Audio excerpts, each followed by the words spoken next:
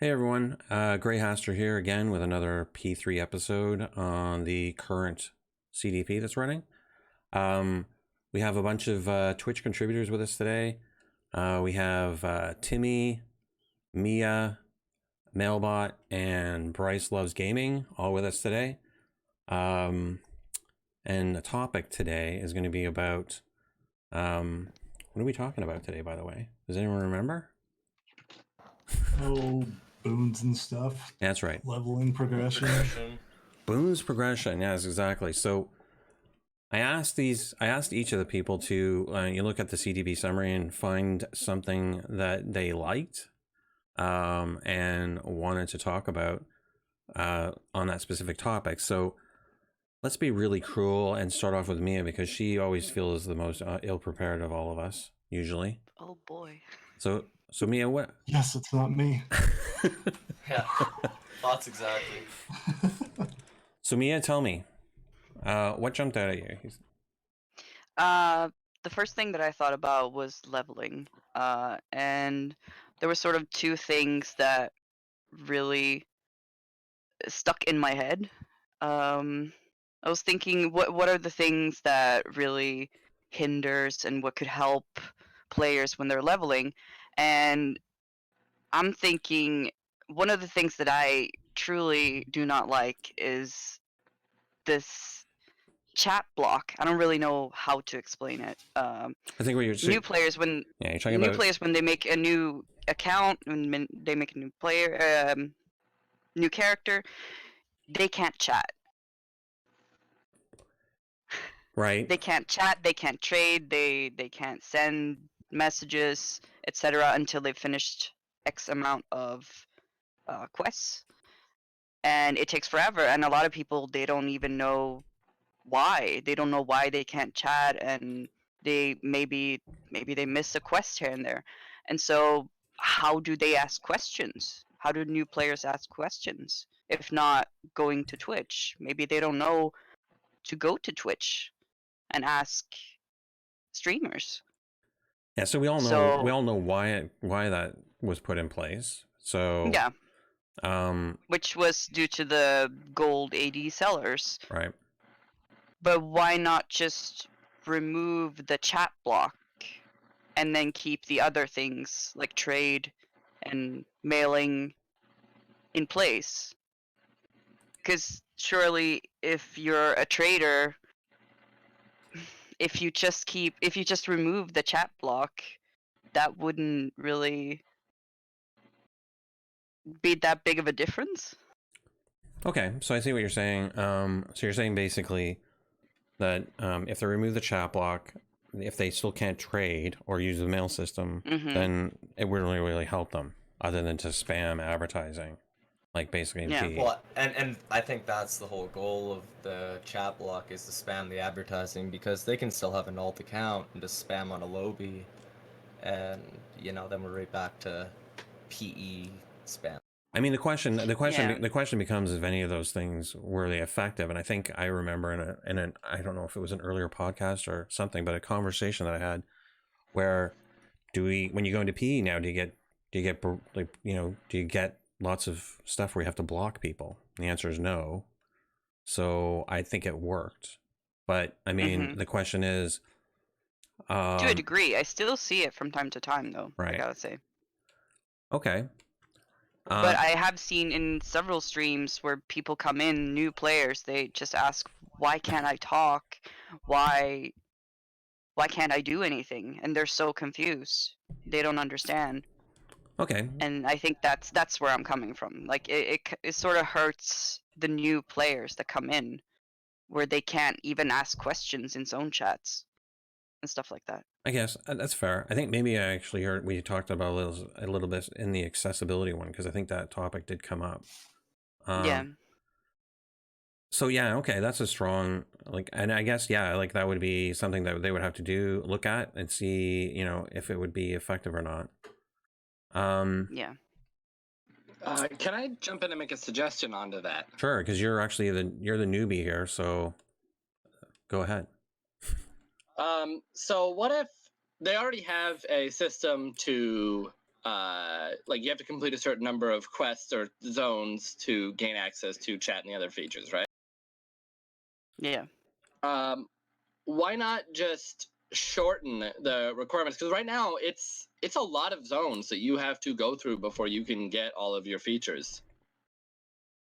Yeah, I think I counted it. It's after Never Death that you can talk and all of that trade And if you're a new player. it could even be Yeah. it could even be longer if they're, because like a lot of the suggestions like in this particular CDP were they wanted to they wanted to lengthen the leveling experience, like time wise. Yeah. Yeah, leveling would be fine, but as far as getting access to certain things, I think they need to be shortened, especially like they were saying, new players in chat. That's a big help to them. But, as I was leveling up on PC, I realized, I got up to 80, but I still couldn't trade or mail anything because they require you to do 5 certain, quests. Like I had to either do like all of Never Death, and then I had to do Plague Tower, and it's Oh like, yeah. So you had to really? go back Like, then? yeah, basically. I still Oh. have the quest and all that, and they specifically bring it up in a red error message saying need to complete this, or that, and Mhm. do 5 of them, and before you can unlock trading and all that. And it's like, dude, I'm 80. It's like, I don't think that needs to be there, in all honesty. But I get why Yeah. they do it. But in my personal opinion, I just think those need to go away. New players should just have access to their mail and stuff as soon as they can possibly I think you get can it. still pick up mail, but you can't send Yes, mail. So exactly. So it should be, so there So should be a better system for them to dealing with. I guess basically what I'm hearing here is that the current system is really limiting to new players, and that there should be a different system in place. Yeah. Yes. Even It's I mean, if you got to complete Never Death, I mean that's what, at least level 30 before you're even allowed to even trade or send Yeah. mail. It's like, holy crap. Okay. Obviously now it ain't hard to hit 30, but if people are talking about lengthening the leveling progression, well, then we need to shorten how fast they get access to that stuff. Sure. Bryce, you want to say something? Yeah, so it's also limiting to returning players. So you guys keep saying I'm the new guy because I technically am, but like I said, I played all the way back on mod 4, got up to level 60, and then left when Elemental Evil came out.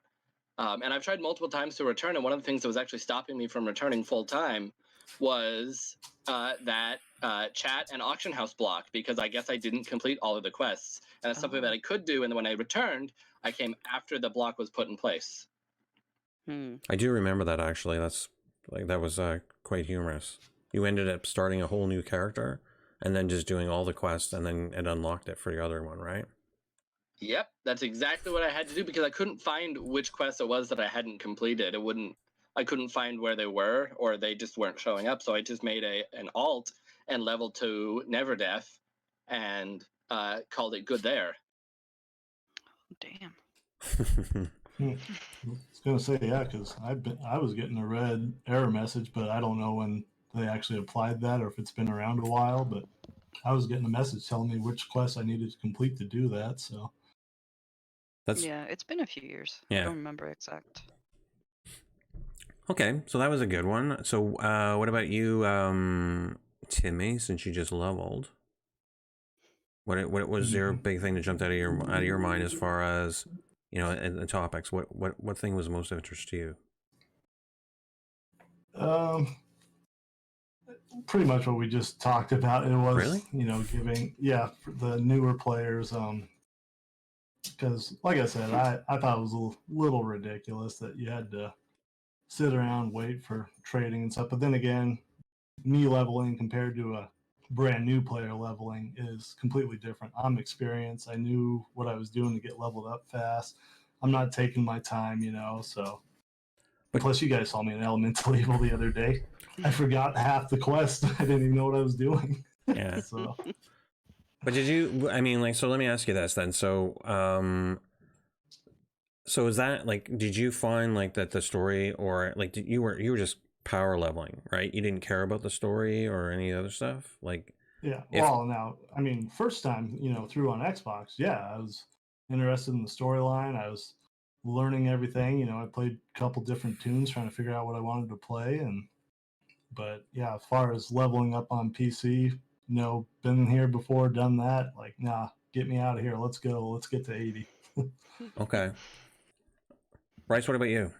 Did you, when you were leveling, like your secondary character, did you spend time like reading through the quest line or the storyline at all? Well, I'm gonna say no. Of course I didn't. And to me, that's a problem because I love Forgotten Realms lore. I love this stuff. But I'm gonna come out and say, yeah, the storyline in Neverwinter I don't find gripping enough to hold my attention through it. Okay. Did you what would you Especially think? not in the second playthrough. What would you think that you would change? Like, how could that change? What could they do to make that change? Well, so I think I figured it out. One of the big things that kind of kills it, the momentum for me of the story, is each zone is completely unrelated to the last for the most part. True. So you start the game, oh, Valindra's the big bad. That's my goal. And then like the first zone you go to is, oh, go kill the Nashers. Right. So like there's supposed to be an overarching storyline, but then they basically that disappears right out of the gate essentially. Yeah.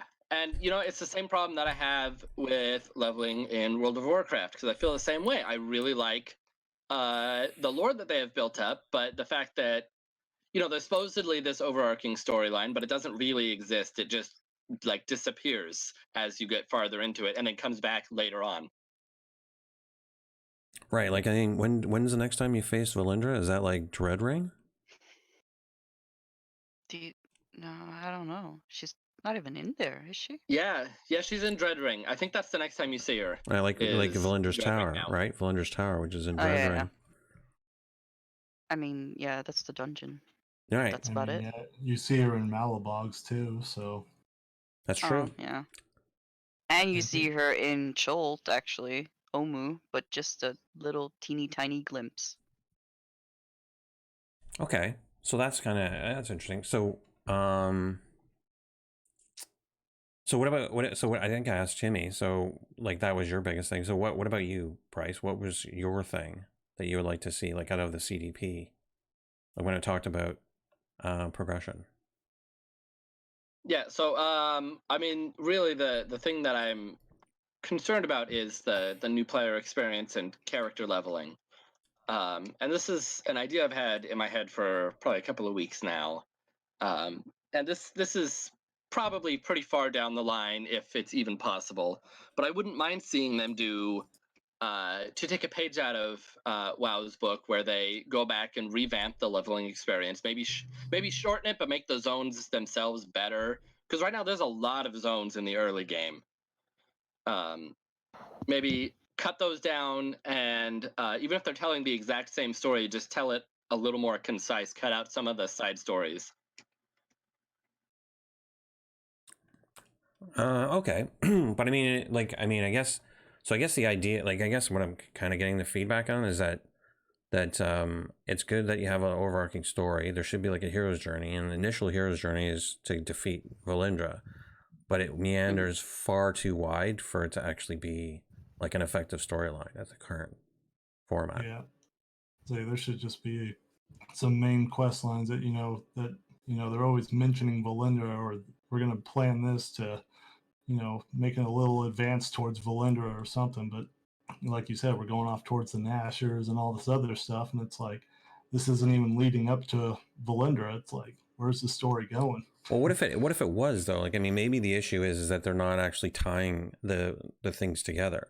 Like if Valindra made appearances in these other zones, and it Right. turned out like she was behind, or these other bosses like Malebot were, part of like the influence that was going on in these zones, then that might tie it together too, right? Yeah. It's just that there's not really any reference point, I guess, is the issue, is that Yeah. you don't. That I can agree with. Yeah, there's no conclusion to the storyline, right? It just kind of goes and then eventually stops, and you start doing other storylines like Undermountain and those. Okay, so I mean, and like that's what happens? So let's talk a little bit about it, because it does sort of change a little bit when you get past 80, right? Yeah. So when you get past 80 and then all the campaigns zones are open, you know, what's your thought on like the storyline and how that progresses? Like, is it just a mess?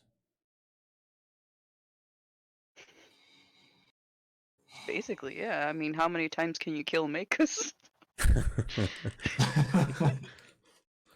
Is Makos really alive though? I don't know at this point.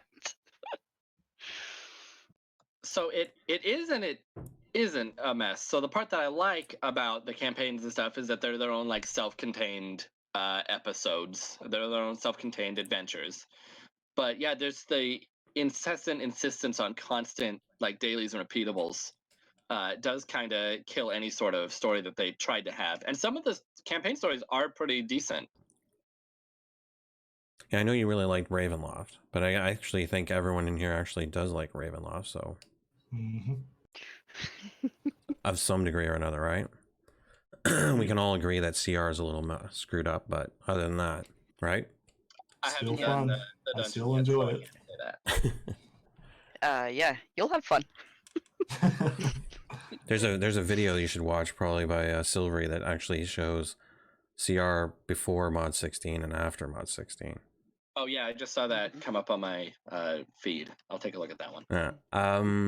What about you, Malebot? I kind of left you out here in the cold. You said you were taking a pee. You all good now?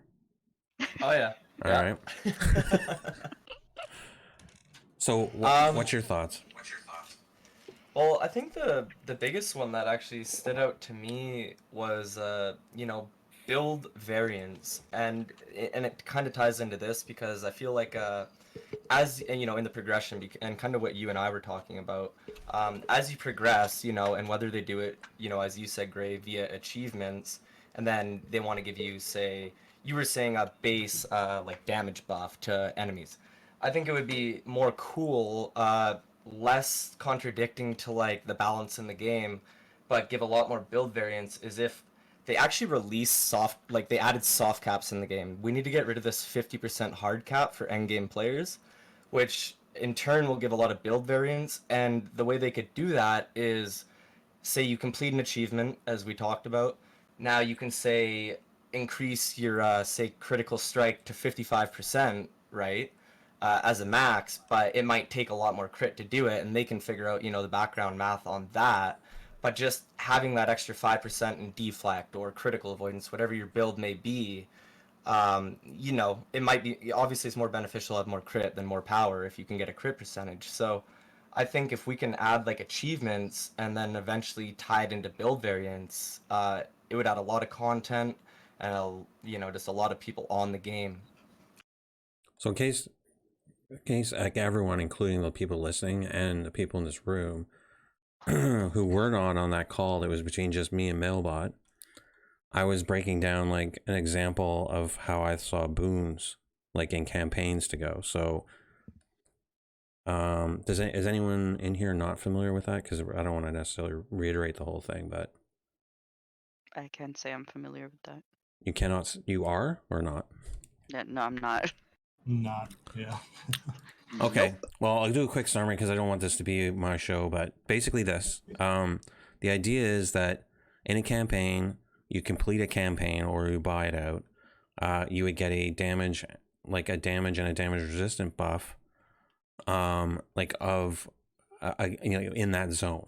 So like it sort of goes up as you complete it. So at the end, let's say, for example, you get 5% damage and damage resistance against against campaign zone, like against that campaign zone. So Shardar's example, Malebot's Castle, and then Hunt would all have that damage resistance and damage buff. And then the achievements would be like, so if you kill like a troll, for example, if you've killed enough trolls at 250 trolls, you would get like a, you know, 1.5% increased damage against trolls, but that trolls would be everywhere in the game. And then the same, like 500, you'd be like 3%, and then like 1,000 or whatever it is, like 5%. So in Sharndar, for example, or in Malebot's Castle, exactly, you would have 10% damage against trolls, 5% against the other stuff if you hadn't completed those achievements. And then if same thing, if you went into like Spell Plague, which has trolls in it, you would only have a 5% damage against them in there because it's a different tied to a different campaign, but you've already made the achievement against trolls.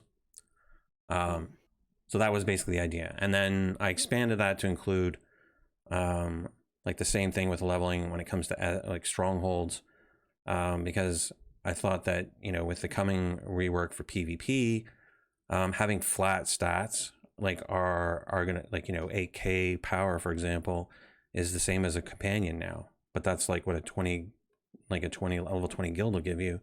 So instead it should be percentage based, like a percent of power, like the alpha compy or something like that. But then a guild which should progress where essentially you would get, when you build a boon structure, you get all the boons, but it's only 25% value of those boons. And then as you level up, so you have 4 boons, like 4 boon structures you build, you end up getting like at 100% or whatever the bonuses are for that stronghold. So it means then, you know, you're not subdividing like one guild as being PvP guild because it has PvP boons, and a PvE build because it only has this. And so, you know, it stops this people switching guilds and stuff for like, you know, incoming healing or hit points or PvP bonus on this or whatever, right? And so, you know, you play with the people you want to play with because you like playing with them. You don't have to go somewhere else because of a particular boon that another guild has. So that, yeah, and that's huge. If I could jump in, I agree with all that, and I actually really agree with the percentage on guild boons, because right now it's pretty obvious what guild boon you're going to pick. There's not really a lot of, you know, if we're talking end game, which, you know, I'm an end game player as much as I play with not end game people, it's really obvious choices what you need to make to, you know, get the max stats and to min-max and whatever. Access to all boons would, you know, add more variance, and then if it's done on a percentage thing, it changes everything, right? Because now if you have less of one stat because you didn't get that companion gear, that percentage might not help you as much as, you know, another one would, and you're not going to pick the same as your buddy next to you, which I think is huge. any thoughts on that besides Malebot? Because Malebot was involved in that, but any problem? No. I would say I like the percentage idea for the stronghold ones, but if we're gonna talk about boons, like my only suggestion is, as far as boons go, I mean, I think they definitely need to be more valuable. Like if we're talking about like a first time player or back when we first started doing campaigns and stuff, I mean, obviously there wasn't such a thing as campaign buyouts. So we're putting in all this, you know, time and effort and stuff, you know. I don't even need to mention these campaigns, but SKT, AI, and stuff like that. If we're going to be playing a campaign for over a month, I think the boons that they give us should be, you know, be worth more. Like I'm looking at boons like right now, and you know, you get 250 power per rank, and then that's up, you know, 1,000 power. Then out of all the power boons you can get right now, it's a total of 4,000. I mean, those little itsy bitsy stats aren't making that big of a difference unless you're just literally trying to mid-max your every little stat. So I definitely think they need to have more value to them if we're going to be putting in the time and effort for them anyways, especially the guild ones. If we're not going to go the percentage route, you definitely, I mean, you can buy a 10,000 power mount, and like that's not even hard to do. You just got to save and eventually get it or pull one from a lockbox. Whereas how many guilds from day one, you know, built their strongholds all the way to 20, and now you just barely get a measly 8,000 power? Like, come on. Yeah, the old guys are getting shafted for sure. It got easier. Yeah, I wish they would take campaign buyouts right out of the game. I hate that idea. Yeah, well, I was going to suggest that too. Like, actually suggest removing campaign buyouts, which I know that would just absolutely throw a fit with some of the vet players and their alts. But at the same time, I mean, maybe start thinking about making boons account wide. Just a thought. if we actually have to put in the time and effort to get them, and then that way there is no campaign buyouts. But Well, That's a my good opinion. idea. That makes them more valuable in their own if they don't want to do a huge. Because they do it for restructure. dungeon unlocks. You unlock it on one tune, it unlocks across your whole account. So why not boons? Well, that's why. Just my opinion. No, that's fine. But I mean, that's one of the reasons why I wanted achievements to be tied in with an extra to it, was that, if you're going to play the game, and this would actually be good for like in the leveling too, because you're going into the zones and you're killing stuff as you're progressing through those zones, and this would actually give you more reward for doing that, because it would go towards your fulfilling your achievements, right? So as you're going through, like you say, like that first zone before you hit the tower, if you go in there, you could easily do 500 kills, like on a particular like achievement on a particular like enemy in there. Call them critters, I guess they do.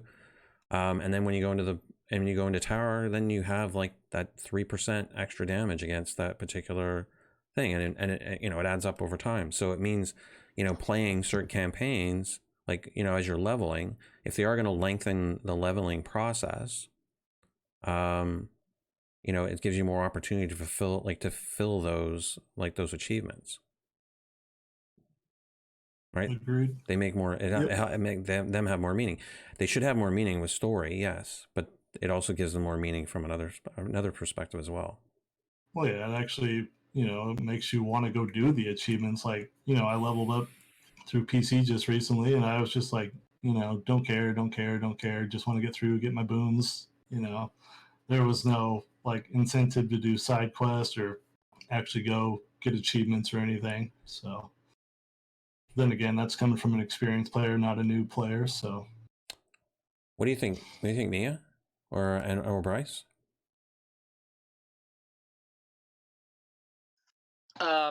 So obviously, I totally agree that boons need to be either more they just need to be more valuable. Right now, I'm trying to get all of my boons, and I have very little motivation to go get them because they don't add that much. But I know that if I get them all, it'll add something, right? Yeah, something for sure. Not very much. Just a little. But yeah, something. Give some item level too. I mean, that's the thing. Yeah, tiny bit, yeah. I mean, the only thing, so the one thing we can honestly say, like straight out, is that like having level 20 Guildhall boons, right, is far more than you would actually get from like doing all of your boons. Oh yes. Right, but that doesn't mean that that's right. Well, we do got to remember master boons and stuff. Like boons are doing a little more than you guys are giving them credit for, if I'm going to be the advocate, because just master boons alone, the critical severity, from the line below, just those two right there, you see 4 or 5% damage. And then you got companion influence and movement speed in there, plus power, so you actually see like 7 or 8k power out of your boons because of the comp influence. So there is a, There is some value, but I mean, again, like you're still talking percentages like 6-7%. We know visually you won't see a difference until it hits something like 10, right? True, very true. And some of the choices, even at the upper level, are obviously not being selected because they're much poorer than the other. I was just gonna say that. Yep. Yeah, they're much poorer than the other ones that are available. It's like these two are best in slot, but it's like you're not giving me a reason to use these, other 5 options that I have to choose from. It's like these are just flat out trash. Yeah, and that goes back to build variance, right? Like if we could have more viable options, everyone's not going to maybe be the same. This might work better with that, and yeah. And then you could see some variety in builds. It'd be back like, I'm living in the past here, but back when I was a combat ranger and trapper was the meta, I preferred combat because it could keep up with trapper. May not be best in slot, but I just feel like there's no variety in builds anymore, and I think some different variety of boons and stuff, and making them more valuable would change that big time. So, and it would help lower geared players too, because if they make the bad choice right now, and it might not necessarily be obvious to them, but it can dramatically impact their gameplay and how easy the content is, right? So at least if they make the second choice not complete, crap, newer players will have an easier time as well. Bryce, you look like you were going to say something. I was, but Mel got to it first. No, what I was going to add was Sorry, dude. I didn't mean to. I just lost my train of thought. Oh, okay. Okay, no, I got it back. So right now, and I'm sure we all know, the boons are not a great incentive to do the heap of content through all of those campaigns. Agreed. Yep. I'll put it this way: as someone who actively equally despises campaign buyouts as all of you, I bought the Storm King's Thunder campaign because I didn't want to do it. Good choice. You would not be alone in that. Understandable. You would not be alone. Yeah. I know I'm not, because I was being recommended it by like everyone in Twitch chat to just buy it. Don't bother going through it, and that It should is never really be. long. Yeah, that shouldn't be like the expected. I shouldn't be expected to buy it out just to get. Well, it was like seven or 8 boons from it. Mm-hmm. Right. So that's another topic that you're bringing up is like, so one of the things that did come up in the CDP as well was like shortening the length like of or like the length of like the gating, at least like of the previous like campaigns. They did that once with Sharndar. But that was the last time they other did. Other than buyout packs, you mean? Right. Other than that way? Right. Okay. I don't know if this is true, but it feels like Elemental Evil got shortened as well. Oh yeah, they cut a Oh, lot of quests. I know. I've done it way too many times. You can literally, like Gray said in my stream the other day, you can literally sit there for a day and be done with it. I mean, I think they must have at least cut out half of the quests. yep. in- Back then, the it entire probably took a storyline. whole day, probably just to do one zone. Oh, yeah. It was Good, because bad. that's the campaign that made me quit the game for about a Mhm. year and a half. You and a lot But of at other least it's people. not time gated. I will say that. That's true. And that's what pisses a lot of people off is the time gate. And if they released it in the older content, people might not feel it's such a... if you can just keep rolling, it goes faster, If you gotta just stop and then go back the next day, you spend more time walking around than you do actually doing the quest. Oh yeah.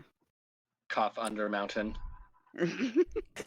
Yeah, and that's the thing. So is that one of the things that they should be looking at doing is eliminating, like, so once they roll in like the new zone or a new campaign, that they should look at basically eliminating all the, like, rather than shortening, should they just be eliminating like the time gating, and would that be the easy fix, or should they actually shorten them?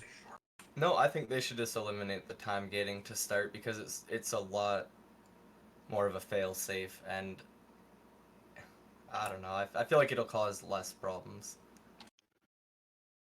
Okay. Yeah, I think eliminating it is the way to go, because I'm working through. I'm all pretty much done with Undermountain, but I'm still working through Maze Engine, and the fact that I can only do one quest per day is annoying.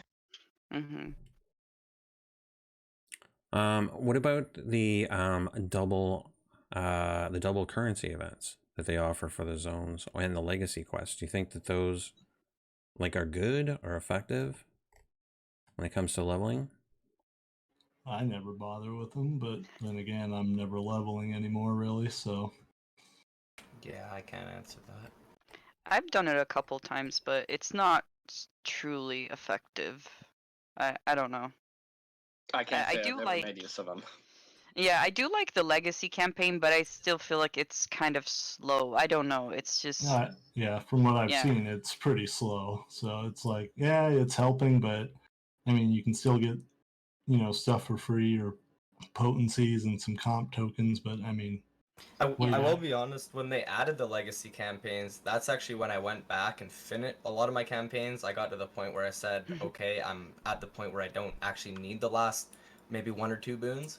But as soon as they added legacy campaigns and it was, okay, now you're doing, quests that can count for other quests and you're getting rewards, I absolutely went back and finished every campaign, and so I actually like the legacies. Okay. What about like, so we're talking a little, we talked a little bit about like build variants and stuff like that. What if there were a way to like on a vertical progression, like on a horizontal progression, that there was a way that, you know, you could open additional feats or encounters or at wills and dailies, like by either doing questing or learning, or, you know, once you've reached a certain, I don't know,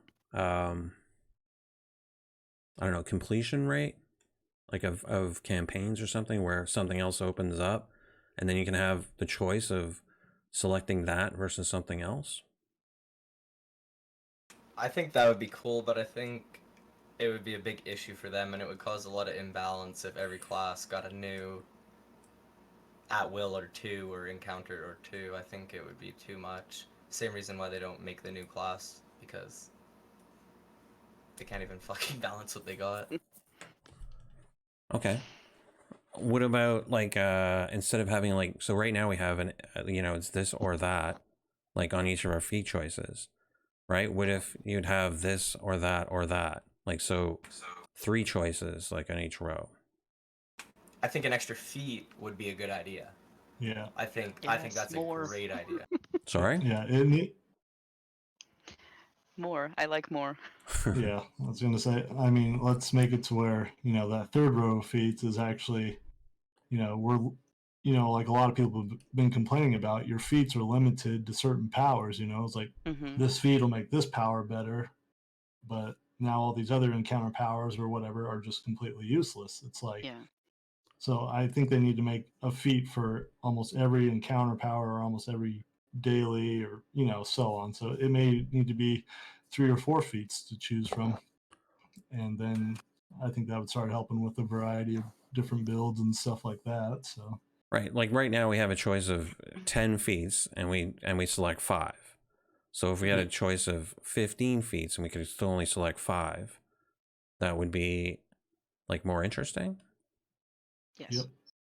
Yeah, I think a pass on the feat thing itself, whether they go back and make the second choice better, add a third choice, and I would still recommend looking at that second choice and making it better, or you might as well just remove it and add in a different second choice. You know, there's really no difference. So I think a feat pass would be way better and cause less imbalance issues and more happiness. Right. So the issue was, and like as far as the pass goes, when we were doing, if we're looking back, was that there were basically 2 choices like across a feat tree for like and 2 choices that you would make, one or the other, and then but there was, I think, was it 6 a plus 1 that was like a cap? Is that right? I'm pretty sure. What do you mean, sir? I'm not sure what you mean. Oh, I think when we were building, when we were in the old, like, so pre 16, I believe it was, I think it was 6 feat choices, right? Plus 1 as a cap. And right now we're at 5. There's no cap. And that's what I was kind of getting at was, you know, there's 2 ways you can go about like doing it, like adding more build variety. Is one, like one thing is we could add a cap, which we don't have, or 2, and like, because kind of right now their 5th one is a cap, right? Because it's based usually off something. But I know it's not unusual. Like most of the builds right now are tied to particular powers. So if they expanded the power choices, like, so instead, that's why I say 3 sets of 5, and you could choose from any row, but you end up with only 5, right? So you can't pick like all in one. It's 1 out of 3 choice, 1 out of 3 choice, 1 out of 3 choice, 1 out of 5 times. So yeah, the same setup, just with a third row, basically. Basically. Yeah. Well, I think that'd be awesome.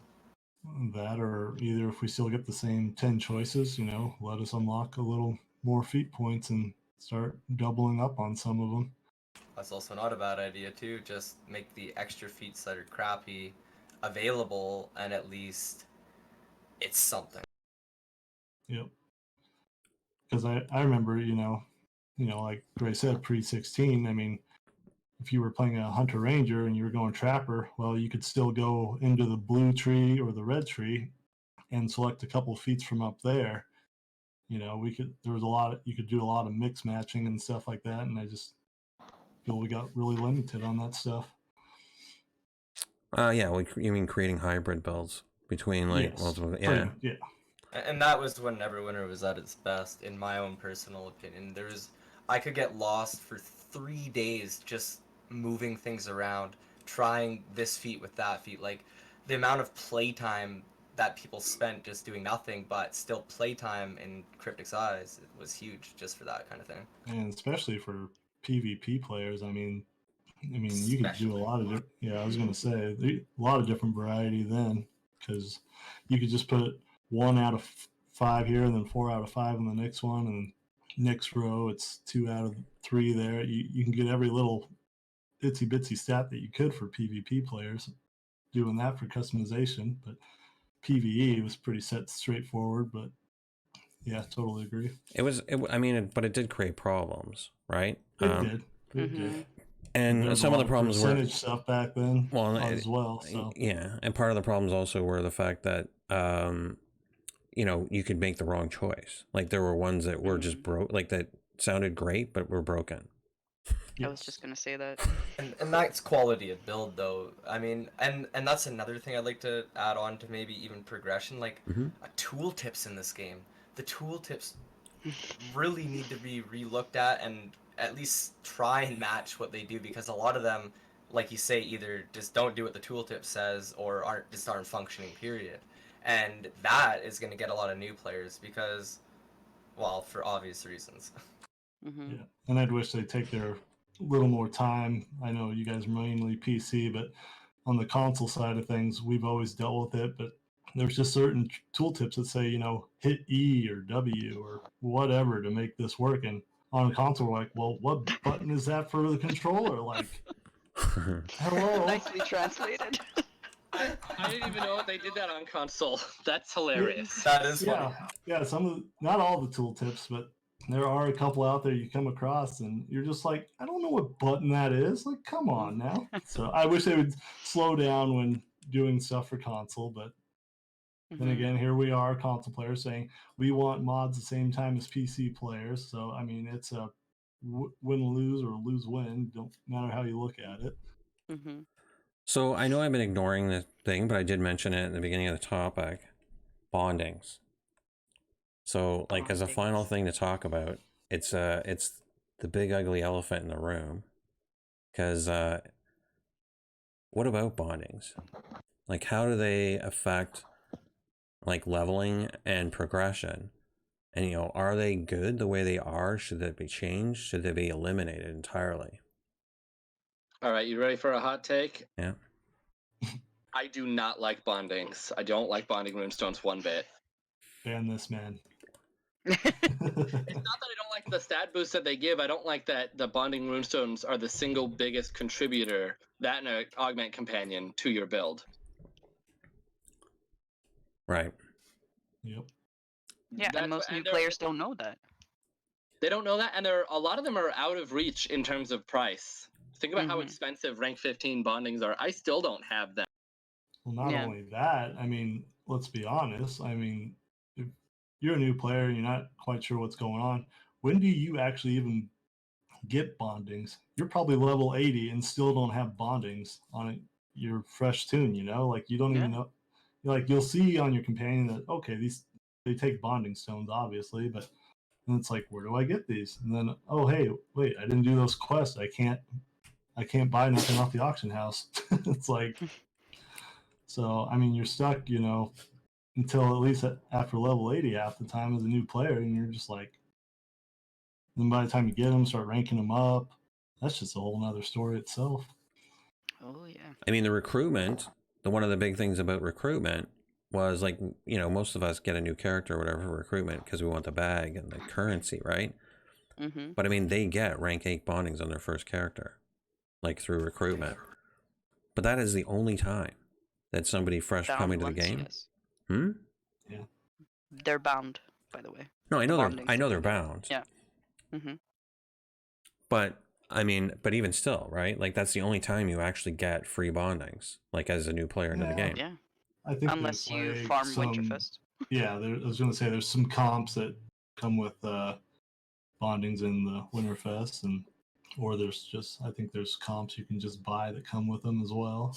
Mm-hmm. But it's not, you got to know that first, right? And that's one of the Yeah, things. exactly. Yeah, and the average player probably doesn't know No. that they need bondings. So we've got a few. Yeah. Yeah, go ahead, Bryce. I was gonna say they don't. In the past, since I came back to the game, I've recruited 4 or 5 brand new players, and I've had to explain to all of them that they need bonding runestones because they don't understand that. Oh yeah, we have to explain it to every new player that comes into all of our streams. So I mean, we Mm-hmm. totally all know the feeling. So should we get rid of them then? I mean, what would you That- replace them with? It's too. I feel like it's too late. If Yeah, you it get rid of is. bondings, because all the content, all the stat caps right now, everything's based off what we have. If you Exactly. remove that much, like many stat contributors, it's gonna just completely disasterize the game until it gets figured out. Maybe they implement it really slow and do it right, and it works, but I feel like it's just too late to just take out bondings. Well, why not? Nerf them why a not? bit, maybe. Why not just have 310% from your companion gear like it is now? Everyone gets that. Choose whatever you want, like 310%, and you have your summon companion. Like, and there's that could come in with progression though too, right? The more you progress, the more per se stock take bondings out, and then the more you progress through quests or whatever, you get more companion influence. You know, all these cool ideas can just be worked into progression too as rewards. okay. So I think there's 2 ways they can go with it. They can either, as Malebot just suggested, bake them into some other system like the companion gear or straight progression, or they can offer the better tooltips and better tutorials to tell you that, by the way, you need these, and more ways Yep. to obtain them as a brand new player. That's what I was going to Mhm. say. Yep. They need to either implement it better and definitely tooltips saying, maybe even help them out because I mean, rank 8 bondings aren't worth anything, so it's no reason they can't like get to a certain quest and unlock a rank 8 bonding runestone. And Yeah, Quest should So give on. it. Quest should give it for sure as part of newbie progression. That way you have them, whether they know they should have them or not. There's only one spot to put them. So if they're in their inventory, I mean, chances we hope to God they equip them. yeah, and they can just add a quick tutorial like they did with refining and all that. So What about, and so one more last thing. So then what about companions? So like that's the next big thing is, No. and they're kind of related to the same thing because, I mean, we all have streamer privilege, right? We start streaming, people give us stuff. So, Yeah. but the yeah, newbies, and I've been a prime example of that lately. yeah. Same here. So what, from companions, like, I mean, right now, usually when somebody gets to 80, they're still running like that white companion that they got like from the store for nothing. Should there be like, and I actually thought this was a cool idea, but should there be like quests where you go and rescue somebody and they become your companion? Yeah, I think that's That'd a be great alright. idea. 'Cause, I mean, think there'll be a green companion, but I mean it's still a free companion and An augment companion. But they should, in the same sense, offer more quests to upgrade that companion. Just via the companion upgrade tokens. But the price of companion upgrade tokens and upgrading companions in general is also another big mix between high-end and low-end players, and why some content's doable for some and not for others. It really baking down to companion. Right? Yeah, so I just had an idea since you mentioned that adding a companion as part of your questing, which I love that idea. I think they absolutely should do that. I think you should get him in the first or second zone. But then what if that same companion you can only get it through that questing, and throughout your questing through the game to level 80, it makes you level him up. So it gives you the stuff to refine that one single companion up to at least purple. Yep, I'm with you. Yeah, I mean, even if you get to 80 and there's still quests for it, I mean, I would say even go legendary because we all need at least one legendary comp or augment that. Yeah. Yeah, and at least you got then- the companion, and you know the offense and defense slots. That's a whole nother discussion, but at least Yeah, the base but companion stats. you get a. Mhm. I'm just saying, by the time you hit level 80 and you do all the quests to rank up your comp to legendary, well, heck, you're actually sitting pretty good for. What do I want to say? You know, like Undermount and stuff like that, and so forth. You might be able to actually solo the area and not have any issues, and actually farm for your comp gear at that point. If you know, considering everything stays the way it is. Okay. Yeah, and obviously that companion they give you from the quest won't be your best in slot, but No, it gets you started. exactly, Mhm. and that's the important part. It's like, oh hey, I can actually contribute a little. I'm not just getting flat out carried through this dungeon right now. Well, sadly, I mean that also means like one of the things you could do, like some people have talked about, I guess, and that was one of the more derided topics in there was like an NPC or like people like helping, like a mentor. Like, why not actually add more dialogue to the companion so that becomes your mentor or your like an NPC that's helping you. So if you lost a fight, maybe he has a suggestion. There you go. Yeah. Absolutely. Right, because then he's really a companion rather than just a guy you're dragging around, or no. I mean, there are certain companions that annoy the crap out of people too, right? Mhm. Trust me. Why aren't you killing something? Yep. I have a high dexterity. Well, no, they run around and aggro stuff and say, "Hey, I thought you were feeling lonely. Here's like 50 more guys to kill. Oh, thanks." I'd actually be okay with that since I'm a tank. So go get me my enemies. I'll be waiting right here. But yeah, it would be nice if at least one of your companions was like an actual character. Right? Yeah, it would be. Okay, guys. That was great. Did you guys have fun? Yeah. Was it? Yeah, man. I mean, thank you so much for having me. I really appreciate that. No problem. You're all welcome for, there's going to be lots and lots of these, so you're all welcome back anytime.